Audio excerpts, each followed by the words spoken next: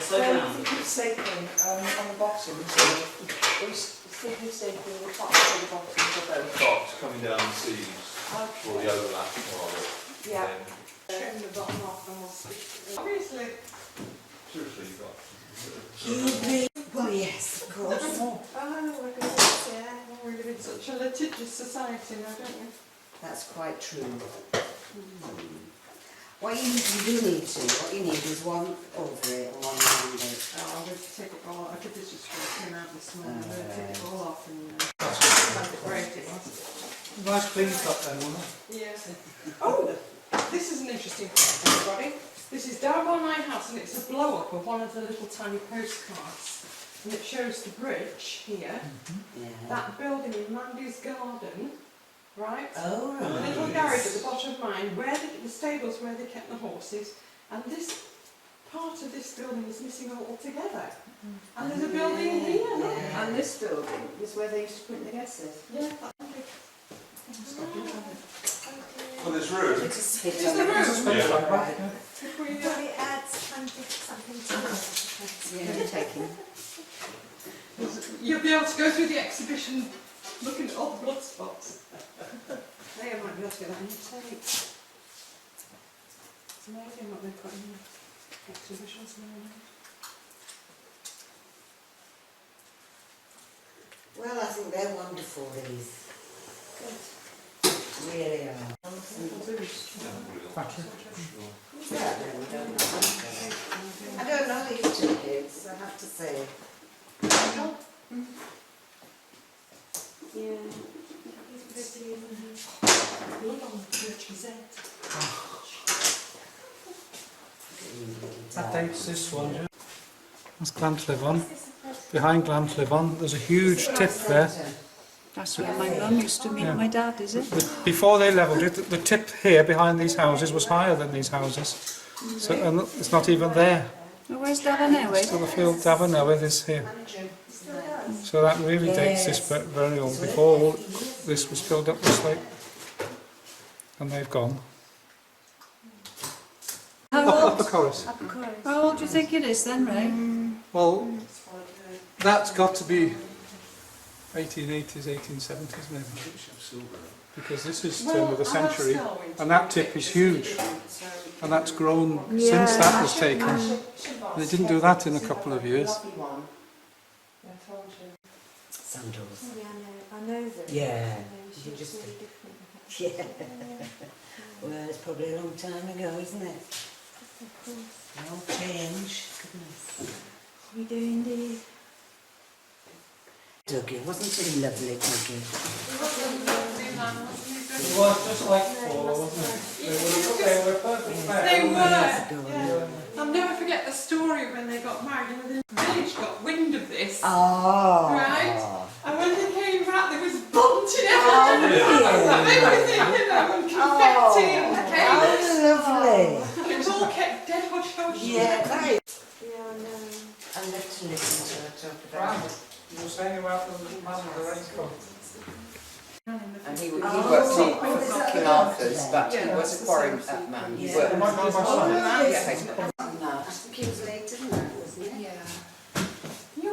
It was sold sometime after, wasn't it? Yeah, he left. Yeah. What's Gareth saying? Well, they're related, they are family. Yeah. Yes. Isn't Gareth Jarvis married to John Bakery. Jones' daughter? Oh, that really is nice. They're fantastic, really are.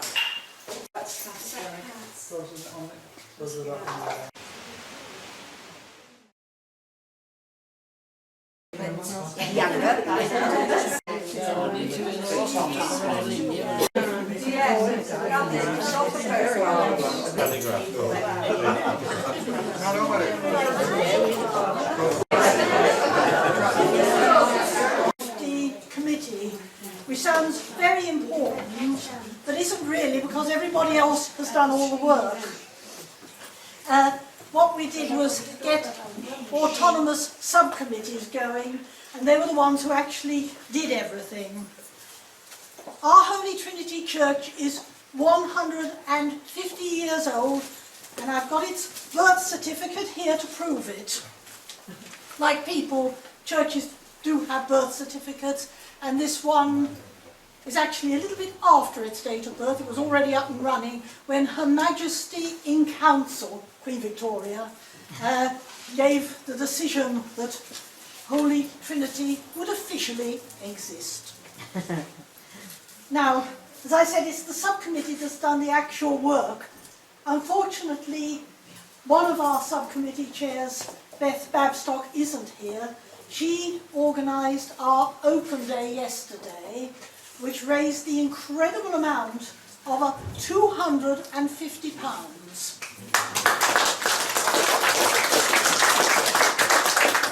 I'm sure she'd want me to say thank you to everybody who helped her, because these things don't happen by themselves. Betty, who did the flowers. Hopefully we'll all be able to enjoy very shortly up at the church. 250 was very, very welcome, because it costs a lot to run churches these days. In our case, about £800 a month, which is raised by our very devoted congregation and the support of our friends. But our church is also part of a larger community. Now, Corris itself is just part of our community, which stretches from Pampertha to Aberclaveny up to Corris Echav, and please forgive my English tongue if I haven't got the pronunciations quite right. Anyhow, the reason that we are here at the Institute is not just because it is another centre of the community, but because when Kath and Martin, who were heading up our exhibition committee, started collecting the history of Corris through the ages, they, like Topsy, growed until it outgrew the church, and we've had to have it here. And this is only a part of what has been collected for Corris and anybody who wishes to do a history of Corris in the future. I'd now like to call Kath to come forward, because she has got a lot of people to thank. There's lots and lots of stuff, so please keep looking at the pictures, because you'll find lots of things within the pictures that you wouldn't have noticed before. I'd like to say thank you very much to everybody who has helped me enormously.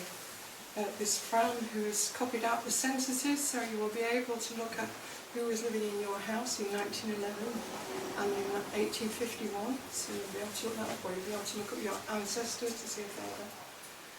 There's Sarah Eade, who loaned her collection of postcards, and there's Ray and Julia Gunn, who have contributed photographs and also contributed their archives, quite unselfishly, of all the pictures that they have taken. And there are all the people in the village who are given their family photographs to be copied and put on the wall. I'd like to thank you all for not just a celebration of the church's birthday. This is a celebration of the community here. If you wouldn't mind, if you'd like to leave a comment in the book, it will be really lovely, and it will go down as part of the history of today, because we're making history at the minute. Okay? Thank you all very much.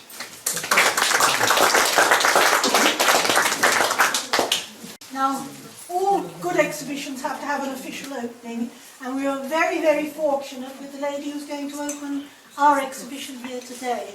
I'm sure Audrey Beaumont is very well known to you. Her family are descended from the Vane Tempests, the Londonderrys, who originally gave land for our church, for the churchyard and for the school, which used to be there. They've also, of course, played a very important part in village life, which is why they also contributed financially to this place here when it was opened early in the last century. Yes, it was the last century.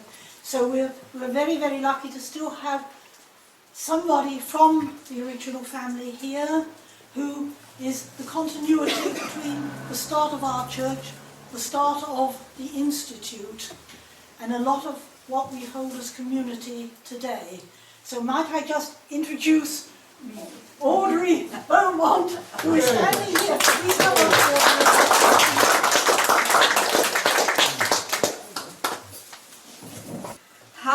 see all of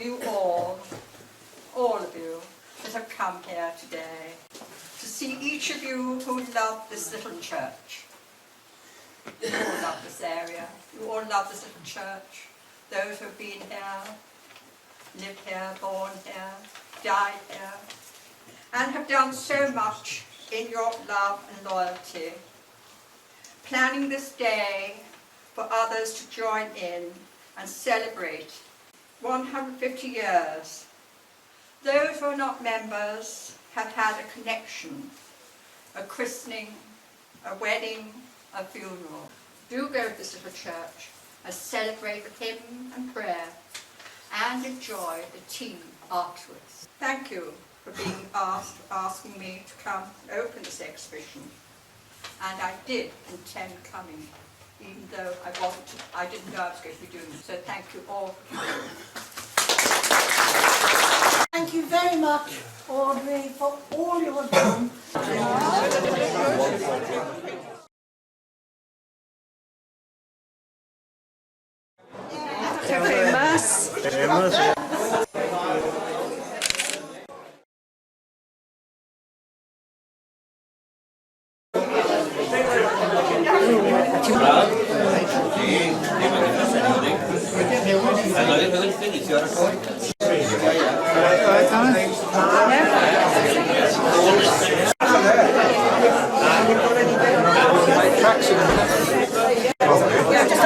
Your way up to the church now, please. Thank you very much.